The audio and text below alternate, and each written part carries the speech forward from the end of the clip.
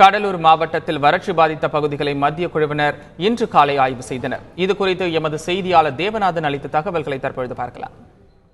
இந்த ஆண்டு 81% மழை கடலூர் மாவட்டத்தில் குறைந்த காரணத்தினால் பார்த்தோன்னா ஒரு கடுமையான வறட்சி நிலவுது அப்படின்னு சொல்லலாம். அதாவது இங்கே கடலூர் மாவட்டத்தில் கடைமடை பகுதியாக இருக்கும் சிதம்பரம் காட்டுமன்னார் கோயிலும் மற்ற பகுதிகளிலும் ஒரு கடுமையான விவசாய பாதிப்பு ஏற்பட்டிருக்கு. அதுவும் நெற்பயிர்கள் முழு அளவில் கருகி போயிருக்கின்றது விவசாயிகளுடைய குற்றச்சாட்டு. ஏற்கனவே மாநில அரசு சார்பில் ஒரு குழு அமைக்கப்பட்டு இந்த பகுதிகளில் ஒரு ஆய்வு மேற்கொள்ளப்பட்டது.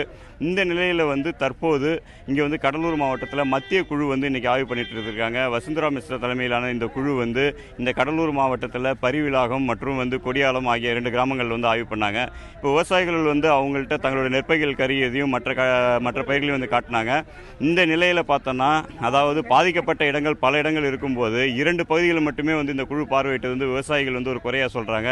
ஏன்னு கேட்டால் மாவட்டத்தின் பல்வேறு பகுதிகளிலும் பெரும் பாதிப்புக்குள்ளாயிருக்கு. அனைத்து இடங்களிலும் பார்க்கணுன்றது விவசாயிகளுடைய முக்கிய கோரிக்கை. ஆனால் இந்த குழு பார்த்தோன்னா இங்கே கடலூர் மாவட்டத்தில் 2 இடங்கள் மட்டும்தான் பார்வையிட்டிருக்காங்க. அடுத்து விழுப்புரம் மாவட்டம் போகிறதா சொல்லிட்டு போயிட்டாங்க.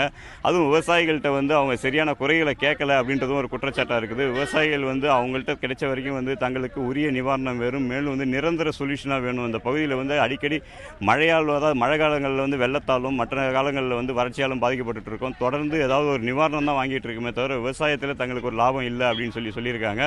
இதன் காரணமாக பார்த்தோன்னா இங்கே அதாவது வீராணம் ஏரி தூர்வாரி இந்த பகுதிக்கு பாசனத்தை ஏற்படுத்தணும். அதே போல் கொள்ளிடத்து ஆற்றுல தடுப்பணை கட்டணுன்ற கோரிக்கையை அவங்கள்ட்ட வச்சிருக்கிறாங்க. அதாவது விவசாயிகளுக்கு ஒரு முழுமையான திருப்தியாக அந்த குழு இல்லைன்றது விவசாயிகளுடைய கருத்தாக உள்ளது. தந்தி செய்திகளுக்காக கடலூரில் இருந்து எஸ் தேவநாதன்.